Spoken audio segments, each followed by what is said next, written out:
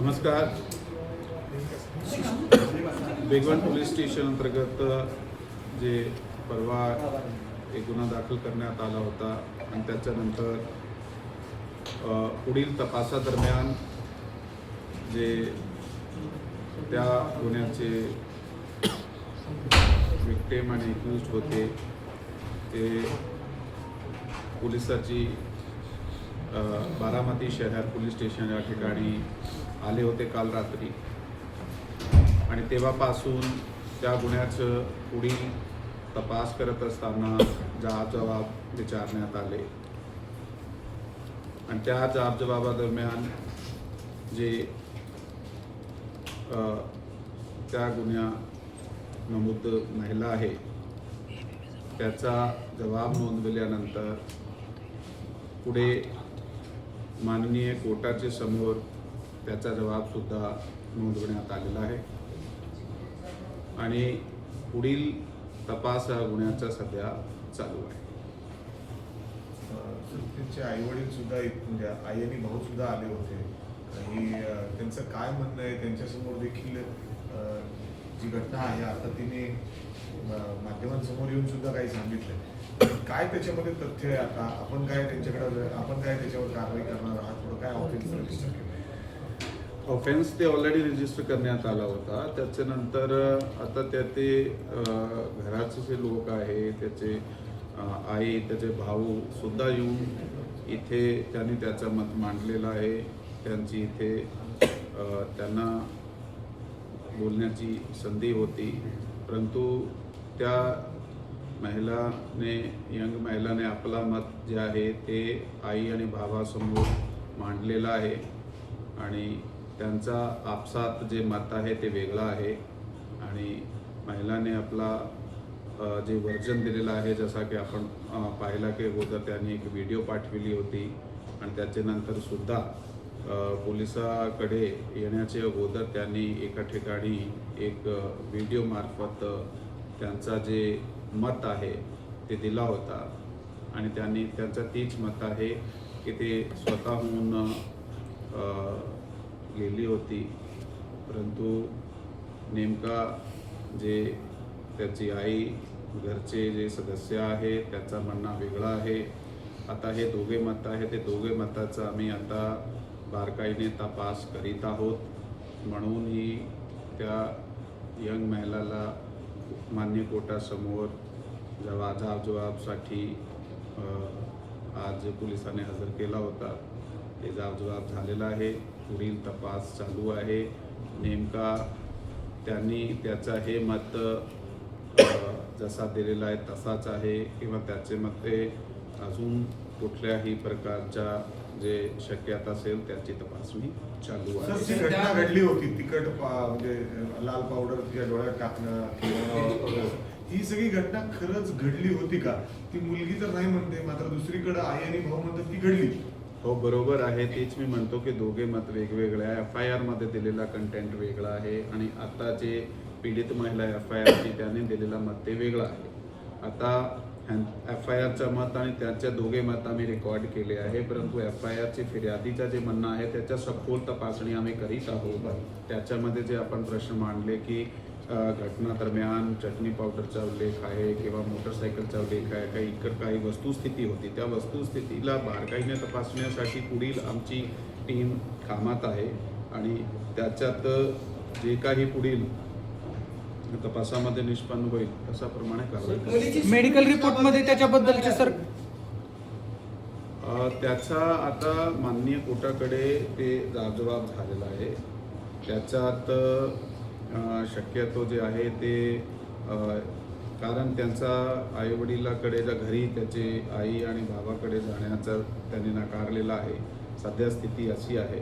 पुढील त्याचं काय मत आहे त्याला विचारण्यात येईल आणि दुसरे ऑप्शन जसा की जे महिला घर असत आहे सॅनिटोरियम असत आहे तशी ऑप्शन्स पण आहात तसा जे काही घडला पुढे ते आपल्याला कळलं. आणि सर मुलीची आणि मुलीच्या आईची भेट म्हणून दिली होती का? पण त्यांच्यामध्ये संभाषण झालं होतं? त्यांचं संभाषण झालेलं आहे. त्यांच्या आईने आरोप केलाय कोर्टाबाहेर की असं काही संभाषण झालेलं नाही आणि आम्हाला मुलीशी भेट घेऊ दिलीच नाही पोलिसांनी म्हणून. असं नाहीये. कारण कसं आहे की बघा, ह्याच्यात FIR दाखल झालेली आहे. FIR मध्ये एक फिर्यादी आहे आणि फिर्यादीला तपासामध्ये आयोला भेटणे, त्याच्यात काय घडलेलं आहे, तपास कुठपर्यंत झालेला आहे, त्याची माहिती घेण्याचा अधिकार आहे आणि तेवढा त्याची संधी तेवढी आम्ही त्यांना दिलेली आहे. सर जे तिकट जे डोळ्यात टाकण्यात आलं त्याच्या संदर्भातलं काय? देखील त्या मुलीसोबत काय या ठिकाणी आला होता, त्याचा स्टेटस काय, त्याच्या गुन्हेगारी संदर्भात काय पार्श्वभूमी आहे का आणि त्याचा पुढची भूमिका काय असणार, कारण जो आहे तो FIR त्याच्या विरोधात आहे. हो, तेच मी म्हणतो की FIR ऑलरेडी दाखल झालेली आहे. तो जो त्याच्यामध्ये एक्युजचं नाव आहे त्याच्याबाबत पुढील कारवाई, हे सगळे जे जाबजबाब आमचे चालू आहे त्याच्यानंतर पुढील योग्य कारवाई करण्यात सर, येईल. कोर्टाबाहेर आज आमदार राहुल कुल यांच्या विरोधात घोषणा दिल्या होत्या. खरंच आमदार कुल यांचं या प्रकरणामध्ये हात आहे? मी याबाबत कोणत्याही प्रकारचं कमेंट करू शकतो. मला याबाबत कोणत्याही प्रकारची माहिती प्राप्त नाही आहे. आमचा जे तपास आहे ते प्युअर गोपनीय यंत्रणा, आमचे माहिती यंत्रणा आणि तकनिकी यंत्रावरून करण्यात आलेलं आहे. आता समक्ष जाबजबाब चालू आहे, त्याच्यात असा कुठल्याही प्रकारचा आमच्याकडे उल्लेख आलेला नाही. कायदा सुव्यवस्था म्हणजे योग्य ठिकाणी राहावं म्हणून आपण काय आवाहन करू? कायदा व सुव्यवस्था जे आहे प्रत्येक नागरिकाची जबाबदारी आहे. कोणत्याही समाज घटकाचा व्यक्ती असेल, त्या नागरिकाची समाजामध्ये देशामध्ये कायदा व सुव्यवस्था मेंटेन करण्याची जबाबदारी आहे. त्यासाठी आवाहन आम्ही परवा सुद्धा केला होता आणि प्रत्येक समाजाचे घटकाने आणि प्रतिनिधी यांनी आम्हाला खूप सहकार्य सुद्धा केलं आहे आणि आता पण सहकार्य करीत आहोत. कायदा व सुव्यवस्थेचा काय प्रश्न नाही. सर, मंगळवारी रात्री FIR दाखल झाली. आतापर्यंतच्या तपासात तुमच्या समोर काय आलेलं आहे? तुम्ही असं म्हणताय की दोन्ही बाजूचे म्हणणं सांगताय, पोलिसांच्या तपासात पुढं काय आलं त्याच्याबद्दल? पोलिसांच्या पहिले 2 दिवसाचा जे तपास आहे त्या तपासामध्ये आम्ही ते शोध घेतल्यानंतर जे पुरावे आमच्याकडे तकनिकी पुरावे किंवा जाबाजबाबाचे पुरावे आहेत ते आम्ही कलेक्ट केलेले आहे. त्याच्यावर जे फायनल काय त्या होत आहे स्टेटमेंट ते आम्ही सध्या सांगू शकत नाही. अजून ह्याच्यामध्ये तपास झाल्यानंतर आपल्याला मुलीची आईने सांगितलं वारंवार झहीर शेख बद्दल, त्याच्यावर आपण काय कारवाई केली का सर? कोणाबद्दल आपण विचारताय? आरोपीचे चुलते जे आहेत अजर शेख, आरोपी जो आहे त्याच्यावर अनेक गुन्हे दाखल आहेत आणि बघा, त्यामध्ये जे आम्हाला ऑन पेपर ज्याचे विरोध देण्यात आलेला आहे त्याची चौकशी आम्ही सुरू केली. 2 व्हिडिओ आहेत. एका व्हिडिओमध्ये पहिल्यांदा सांगितलं की जे 9 वर्षापूर्वी आता नंतरचा व्हिडिओ येतो ते 1 वर्षापूर्वी कुठे विसंगती ते नातेवाईक आहेत त्यांनी तो बाहेर आरोप केलेला आहे की त्यांच्यावर देखील गुन्हा दाखल. त्याच्याबाबत त्याची ट्रान्सक्रिप्ट तयार करून प्रत्येक व्हिडिओची त्याच्यावर बारकाईने तपास सुरू आहे आणि त्या तपासामधून जे निष्पन्न होईल ते आपल्यासमोर कायदेशीर येईल. सर डोळ्यात जे तिकट टाकले त्याच्याबद्दलचा काय मेडिकल रिपोर्ट तुमच्याकडे प्राप्त आलाय झाला का त्याच्यामध्ये?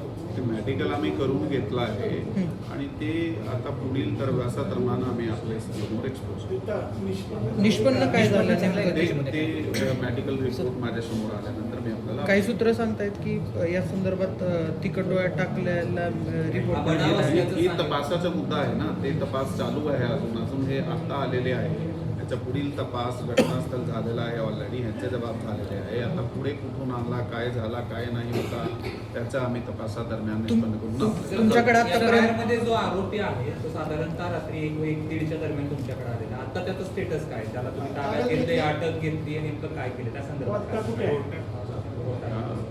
यामध्ये जो आमच्याकडे आलेले आहे त्याची पण चौकशी सुरू आहे. त्या चौकशी आता सुरू आहे. ताब्यात घेतले कशा अनुषंगाने? चौकशी गुन्ह्याच्या दरम्यान FIR मध्ये नाव आहे म्हणून त्याची चौकशी करणे गरजेची आहे. तपासात ती चौकशी चालू आहे. आरोपीला कोर्टात वगैरे हजर केलं नाही.